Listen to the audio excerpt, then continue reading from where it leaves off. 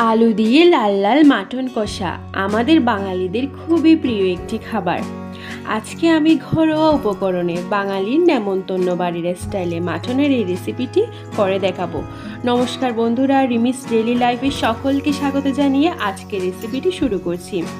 প্রথমে আমি আলুগুলো ভেজে নিচ্ছি। একটু হলুদের গুঁড়ো আর লবণ দিয়ে আলু ভেজে নিচ্ছি লাল লাল করে। এরপর ওই একই তেলে আমি মাংসের জন্য কুচনো পেঁয়াজ একদম লাল লাল করে ভেজে নেব, বেরেস্তার মতো।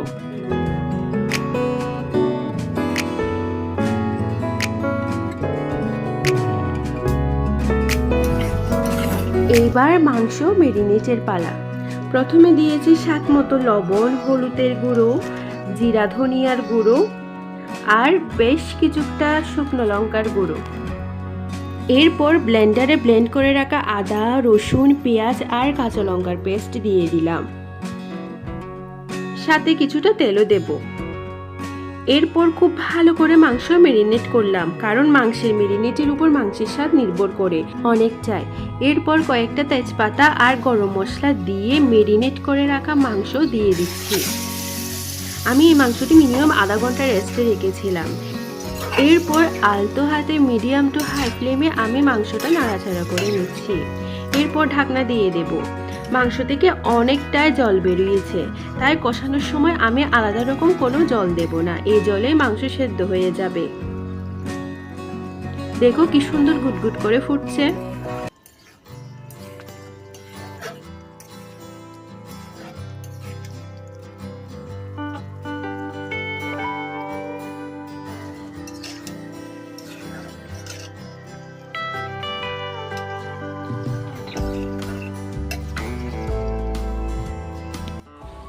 এইবার আমি কয়েকটা আস্ত রসুন আর কাঁচা লঙ্কা দিয়ে আরও একটু নাড়াচাড়া করব। দেখে বোঝা যাচ্ছে মাংসের কালারটা আস্তে আস্তে চেঞ্জ হয়ে যাচ্ছে। মাংস নাড়াচাড়া করার এক পর্যায়ে আমি কিছুটা মিট মশলা এখনই দিয়ে দিলাম। এরপরে আগে ভেজে রাখা আলুগুলা দিয়ে আরও একটু নাড়াচাড়া করব, যাতে নিচে লেগে না যায়। একদিকে আমি গরম পানি সেদ্ধ করতে দিয়েছি, কারণ এই সময় যদি মাংসে ঠান্ডা পানি দিই তাহলে তো শেষ, আর মাংসের স্বাদ হবে না। এরপর আমি সেদ্ধ করে রাখা গরম পানি দিয়ে, বেশি না কম করেই দেব, কারণ এই যে মাংস সেদ্ধ হয়ে গিয়েছে আগে থেকে, সেজন্য একটু গরম মশলা এখনই ছড়িয়ে দিলাম।